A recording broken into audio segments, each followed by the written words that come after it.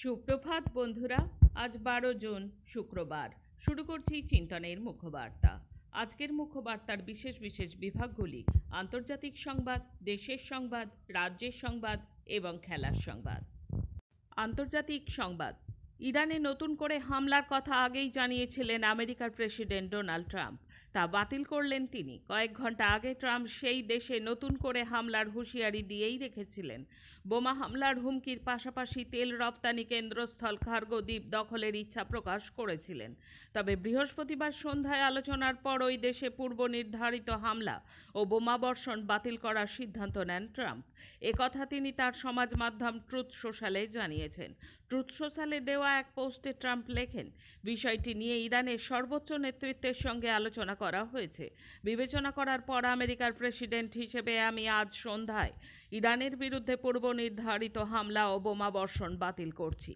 তিনি জানান, America, Israel, Saudi আরব, সংযুক্ত আরব আমিরশাহী, কাতার, তুরস্ক, পাকিস্তান, বাহরাইন, কুয়েত, জর্ডান ও মিশর সহ সংশ্লিষ্ট সকল পক্ষ থেকে এই আলোচনার বিষয়বস্তু ও চূড়ান্ত শর্তাবলীগুলি অনুমোদন করেছে। পেরুর প্রেসিডেন্ট নির্বাচনের নাটকীয় লড়াইয়ে মার্কিনপন্থী দক্ষিণপন্থী রক্ষণশীল প্রার্থী কেইকো ফুজি উমরিকে পিছনে ফেলে বামপন্থী প্রার্থী রবার্তো সানচেজ এগিয়ে গেছেন। বিদেশ থেকে আসা ভোটগুলো মূলত ফুজি উমরের পক্ষেই আসায় তিনি বামপন্থী প্রার্থী রবার্তো সানচেজের ব্যবধান কমিয়ে মাত্র 0.1% বা প্রায় 20,000 ভোটে নামিয়ে এনেছিলেন। তবে দিনের পরবর্তী সময়ে সানচেজ আবারও ব্যবধান বাড়াতে শুরু করেন। পেরুর নির্বাচন কর্তৃপক্ষ ওএনপিই এই তথ্য অনুযায়ী 96.27% ভোট গণনার পর ফুজি উমরের চেয়ে সানচেজ 50,000-এর বেশি ভোটে এগিয়ে আছেন। এই প্রতিবেদন পাওয়া পর্যন্ত সানচেজ পেয়েছেন 50.12% এবং ফুজি উমারি পেয়েছেন 49.88% ভোট। ইরানের ইসলামী বিপ্লবী গার্ড বাহিনী বলেছে, দেশটির দক্ষিণাঞ্চলে যুক্তরাষ্ট্রের হামলার জবাবে তারা বাহরাইনে মার্কিন পঞ্চম নৌবহর ফিফথ ফ্লিটকে লক্ষ্য করে ড্রোন হামলা চালিয়েছে। ইরানের রাষ্ট্রীয় সংবাদ মাধ্যমের খবরে এই তথ্য জানানো হয়েছে। এছাড়া জর্ডনে মার্কিন বাহিনীর অবস্থানস্থল হিসেবে পরিচিত একটি বিমান ঘাঁটিতেও হামলা চালানোর দাবি করেছে আইআরজিসি। এক বিবৃতিতে আইআরজিসি বলেছে, দুই পক্ষের মধ্যে সংঘাত এখনো চলছে। একই সঙ্গে তারা হুঁশিয়ার করে বলেছে, যুক্তরাষ্ট্রের সামরিক আগ্রাসন অব্যাহত থাকলে আরও কঠোর জবাব দেওয়া হবে। মুহুর্মুহু মার্কিন ক্ষেপণাস্ত্র আছড়ে পড়ল ইরানের দক্ষিণের দুই শহর জাস্ক এবং শিরিকে। ক্ষেপণাস্ত্র ছোড়া হয়েছে হরমুজ প্রণালীর কাশেম দ্বীপেও। বুধবার মার্কিন বাহিনীর এই হামলায় ব্যাপক ক্ষতি হয়েছে ইরানের ওই দুই শহরে। অভিযোগ, শিরিক শহরে দুটি গুরুত্বপূর্ণ জলাধারকেও নিশানা করা হয়েছে। ওই দুই জলাধার থেকে পানীয় জল সরবরাহ হতো বেমানি জেলার শিরিকের 20,000 বাড়িতে। কিন্তু বুধবারের হামলার পরে ওই দুই জলাধার ধ্বংস হয়ে যাওয়ায় চরম জলসংকটে পড়েছেন শিরিক শহরের বাসিন্দারা। দিনের নিরিখে প্রথম বিশ্বযুদ্ধকে ছাপিয়ে গেল রাশিয়া ইউক্রেন লড়াই। 2022 সালে 24 ফেব্রুয়ারি সকাল 6টায় রাশিয়ার সরকারি টেলিভিশন চ্যানেলে জাতির উদ্দেশ্যে বক্তৃতায় ইউক্রেনের বিরুদ্ধে সামরিক অভিযানের কথা ঘোষণা করেছিলেন প্রেসিডেন্ট ভ্লাদিমির পুতিন। তার কয়েক ঘন্টার মধ্যে ইউক্রেনের নির্দিষ্ট 70টি লক্ষ্যে ক্রুজ ক্ষেপণাস্ত্র এবং বিমান হামলা চালিয়েছিল রুশ ফৌজ। পরবর্তী ধাপে শুরু হয়েছিল স্থলপথে অভিযানও। সামরিক বিশেষজ্ঞদের একাংশের পূর্বাভাস ছিল কয়েক মাসের মধ্যেই পরাস্ত হবে ইউক্রেন। কিন্তু ইউক্রেনের প্রেসিডেন্ট ভ্লাদিমির জেলেনস্কির বাহিনী টানা 4 বছর ধরে যেভাবে প্রতিরোধ গড়ে তুলেছে তা দেখে চমকে গিয়েছেন অনেক বিশেষজ্ঞই। আসছি দেশের খবরে। কেন্দ্রীয় শিক্ষামন্ত্রী ধর্মেন্দ্র প্রধানের ইস্তফার দাবিতে এবার দেশব্যাপী আরও বড় আন্দোলনে নামতে চলেছে ককরোচ জনতা পার্টি। ককরোচ জনতা পার্টির আন্দোলনের প্রথম ধাপ হিসেবে তাদের তরফ থেকে একটি বিশেষ শিক্ষা ইস্তেহার প্রকাশ করা হয় বৃহস্পতিবার। এদিন বিকেল থেকেই সাবিত্রীবাই ফুলে পুনে ইউনিভার্সিটি ক্যাম্পাস চত্বরে তাদের দেশব্যাপী আন্দোলনের সূচনা হয়। এই শান্তিপূর্ণ বিক্ষোভে পরিবেশ ও সমাজকর্মী সোনম ওয়াংচুকও সামিল হতে চলেছেন। দ্বীপকে স্পষ্ট করে বলে দিয়েছেন এই আন্দোলন শুধু পুনেতেই সীমাবদ্ধ থাকবে না। পুনের পর ধাপে ধাপে জয়পুর, লখনৌ, অমৃতসর এবং বেঙ্গালুরুর মতো একাধিক বড় শহরে এই প্রতিবাদ আন্দোলন ছড়িয়ে দেওয়া হবে। এরপর আগামী 20শে জুন দেশের বিভিন্ন প্রান্ত থেকে ছাত্র ও যুব সমাজ দেশের রাজধানী দিল্লির যন্তর মন্তরে সমবেত হবে এবং যন্তর মন্তরে শুরু হবে অনির্দিষ্টকালের ধর্ণা। ওমান উপকূলে ইরান সংশ্লিষ্ট একটি তেলের ট্যাঙ্কারে মার্কিন সামরিক বাহিনীর হামলায় 3 ভারতীয় নাবিক নিহত হয়েছেন। নয়াদিল্লি বৃহস্পতিবার এই তথ্য নিশ্চিত করেছে। এর আগে ঘটনাটিতে 3 নাবিক নিখোঁজ থাকার কথা জানানো হয়েছিল, তবে 21 ভারতীয় ক্রু এবং নাবিকদের উদ্ধার করা সম্ভব হয়েছে। ভারত সরকার জানিয়েছে ওমান উপকূলের কাছে শেওভেলা জাহাজে এই হামলার পর 3 ভারতীয় নাবিক নিখোঁজ রয়েছে, তবে 21 ভারতীয় ক্রু বা নাবিককে উদ্ধার করা সম্ভব হয়েছে।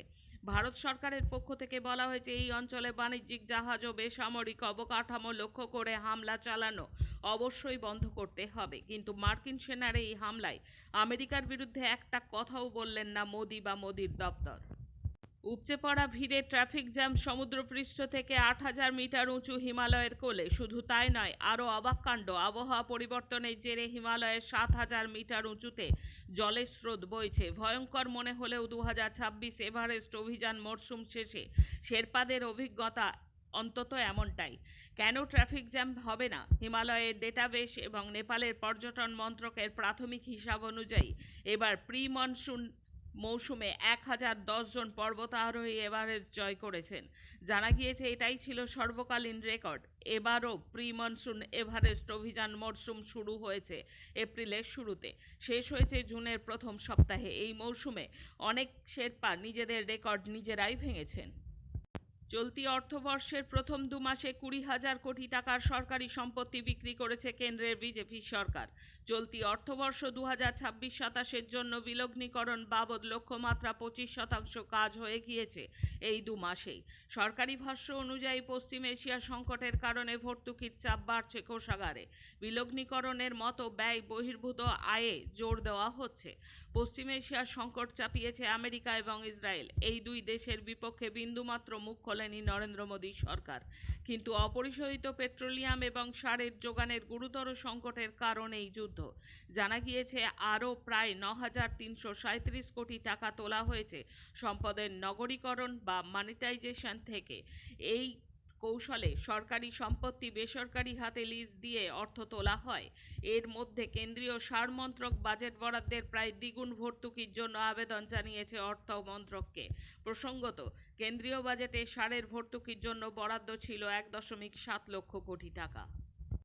বুধবার চণ্ডীগড়ের গুরু রান্ধাওয়ার মালিকানাধীন জিমে গুলি চালিয়েছিল বিষ্ণই গ্যাং। এরপর বৃহস্পতিবার ভোররাতে হরিয়ানার হানসিতে বাইকে করে এসে গুলি বৃষ্টি করল সেই বিষ্ণই গ্যাং। মারা গেলেন এক জিমের মালিক। উচ্চবর্ণের কিশোরীর সঙ্গে বন্ধুত্বের অপরাধে দলিত ছাত্রকে পিটিয়ে খুন করা হলো উত্তরাখণ্ডে। গৃহবধূদের দুর্ঘটনায় মৃত্যু হলে প্রতি মাসে ক্ষতিপূরণ 30,000 টাকা, সুপ্রিম কোর্টের গুরুত্বপূর্ণ রায়। অযোধ্যায় রাম মন্দিরে ভক্তদের দানের কোটি কোটি টাকা চুরির অভিযোগ সামনে এলো। বিশ্ব হিন্দু পরিষদের নেতা সম্পত রায়ের বিরুদ্ধেই অভিযোগ প্রাক্তন প্রধান হিসাবরক্ষকের। তদন্ত দাবি করলেন বিজেপি নেতারাই। বাধা দিচ্ছে কে তদন্ত করতে, বললেন অখিলেশ যাদব। এখন রাজ্যের খবর। আইসিডিএস কেন্দ্রের মিড ডে মিলের খাবার খেয়ে শিশু, মহিলা সহ একাধিক জন অসুস্থ হয়ে পড়েন। পরিবেশিত খাবারের মধ্য থেকে উদ্ধার হয় মৃত হাফ সেদ্ধ একটি টিকটিকি। বেহাল আইসিডিএস কেন্দ্রের ভাঙাচোরা উঠানে অস্বাস্থ্যকর পরিবেশে রান্নার জায়গাকেই দায়ী করলেন গ্রামের মানুষ। এমন ঘটনা ঘটেছে লালগড়ের আখড়াখোরা আইসিডিএস কেন্দ্রে। সকালে স্কুলের ছুটির পর মিড ডে মিলের খাবার নিয়ে গিয়ে বাড়িতে শিশুরা ও প্রসূতিরা খায়। সেই খাবার খেয়ে অসহ্য পেটের যন্ত্রণা, মাথা ব্যথা, বমি হওয়ার উপসর্গ দেখা যায়। ফলত এলাকা জুড়ে আতঙ্ক ছড়িয়ে পড়ে। এরই মধ্যে একজনের খাবারে মৃত টিকটিকি উদ্ধার হয়। গ্রামের মানুষ সঙ্গে সঙ্গে অসুস্থদের লালগড় প্রাথমিক স্বাস্থ্য কেন্দ্রে চিকিৎসার জন্য নিয়ে আসে। প্রায় 61 জন মহিলা, শিশু অসুস্থ হয়ে পড়েছেন, তাদের মধ্যে 26 জনের অবস্থা গুরুতর। দেশের কৃষক আন্দোলনের নেতা এবং সারা ভারত কৃষক সভার সহসভাপতি হান্নান মোল্লা কলকাতায় এসেছিলেন প্রাদেশিক কৃষক সভার কাউন্সিল বৈঠকে যোগ দিতে। রাজ্য সরকার পরিবর্তন প্রসঙ্গে প্রবীণ সিপিআইএম নেতা হান্নান মোল্লা বলেন, শুরু হয়েছে হকারদের দিয়ে, সংগঠিত ক্ষেত্রে শ্রমিকও আক্রান্ত হবেন, আক্রমণ বাড়বে, বামপন্থীরা থাকবে গরিবের সঙ্গেই। সাংবাদিকদের প্রশ্নে তিনি বলেছেন, ইরান যুদ্ধের আগে থেকেই সার তেলের দামের সংকটে রয়েছেন কৃষকেরা, এবার তা বেড়েছে, আন্দোলন তীব্র হবে। তিনি বলেছেন, শুধু তেলের দাম নয়, বিভিন্ন দেশের সঙ্গে অবাধ বাণিজ্য চুক্তিও কৃষকদের বিপদ হয়ে দাঁড়াচ্ছে। দিল্লিতে ককরোচ জনতা পার্টির বিক্ষোভ, পরীক্ষা বিভ্রাট প্রসঙ্গেও মত জানিয়েছেন তিনি। বসিরহাট ও বারুইপুরে সাম্প্রতিক তল্লাশি অভিযানের সূত্র ধরে বৃহস্পতিবার এক বড়সড় সাফল্য পেল রাজ্য পুলিশের স্পেশাল টাস্ক ফোর্স। গত 6 জুন রুজু হওয়া বসিরহাট ও বারুইপুর মামলার সূত্র ধরে বৃহস্পতিবার বসিরহাট পুলিশ জেলা এলাকায় একটি বড়সড় সার্চ অপারেশন চালানো হয়।